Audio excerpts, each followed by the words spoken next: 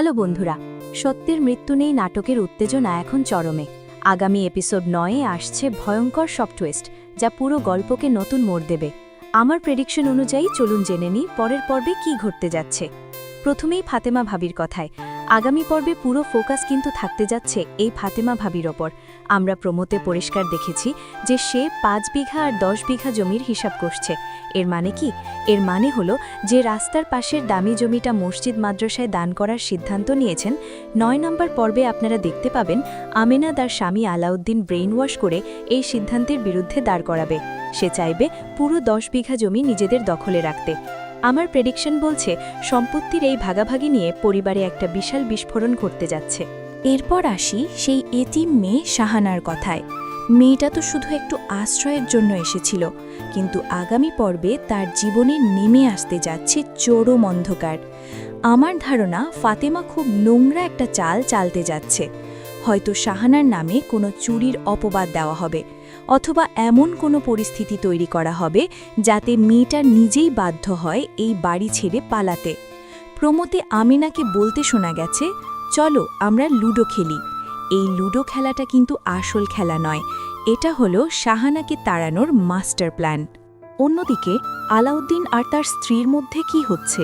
প্রমোতে আমরা দেখলাম আলাউদ্দিন স্ত্রী তাকে বলছে অকারণে মায়ের পেছনে না লাগতে। তার মানে পরিবারে এখন দুটো ভাগ হতে যাচ্ছে। একদিকে আলাউদ্দিন আর ফাতেমা, যারা সম্পত্তির লোভে অন্ধ, অন্যদিকে মঈন, যে হয়তো ন্যায়ের পক্ষে দাঁড়াতে চাইবে।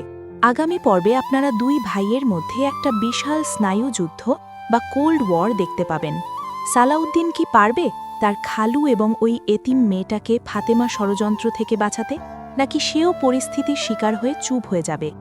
এবং সবশেষে সবচেয়ে বড় প্রশ্ন, খালুকে প্রমোতে বলতে শোনা যায় মানুষের জীবন এমনই হওয়া উচিত। এই কথাটার পেছনে কি কোনো গভীর অর্থ লুকিয়ে আছে? ফাতেমা কি সম্পত্তির জন্য খালুর কোনো বড় ক্ষতি করতে যাচ্ছে? আগামী পর্বে এই প্রশ্নগুলোর উত্তর আমরা পেতে যাচ্ছি। তবে একটা কথা নিশ্চিত, 9 নম্বর পর্ব হতে যাচ্ছে এই নাটকের সবচেয়ে টার্নিং পয়েন্ট। বন্ধুরা, আগামী পর্ব অর্থাৎ এপিসোড 9 রিলিজ হবে আগামী 7ই মার্চ ঠিক দুপুর 3টায়।